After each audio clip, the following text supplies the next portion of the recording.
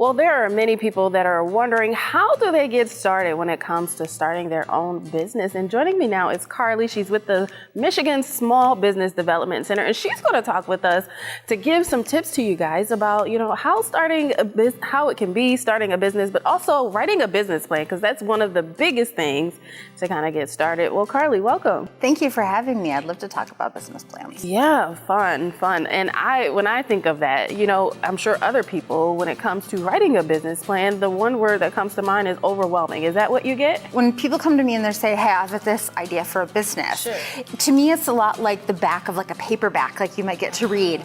But we have to build the rest of the book now. Right. So we've got this little piece of what the business might be, but now we have to kind of say how we're going to execute that. So the key word there is this is a plan.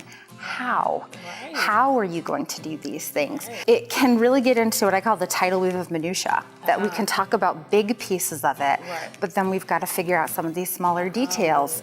Like, I don't know, are you going to have a restroom? Do you need cleaning supplies? Wow. Those are prices we're going to need to figure out. Yeah, those are things that you really don't think about. What are some other things that people don't really consider when it comes to writing their business plan? When you're writing a business plan, we essentially need 3 versions of a plan. Oh, wow. So there's basically a version of it that's all numbers. We call those the financials. We have a version that's all words, more or less. And then we have a summary. And so this executive summary, it needs to be written last because there's nothing to summarize until we've got the rest of the plan done.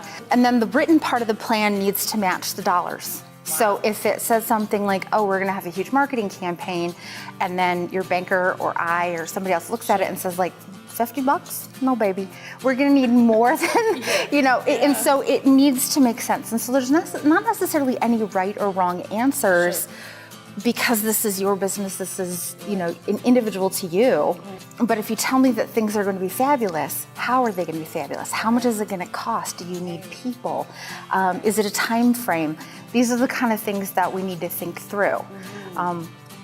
But this is also the place where we get to do the business plan and we get to run this idea like a board game before we put any money on the table. Wow. So we can work through whether we think this is going to go or not before we've even registered an LLC or anything. Well, you have a guide here. Kind of tell us a little bit more about how you guys also help people start their businesses. Yes. If you go to our website, you can download a PDF copy of this book.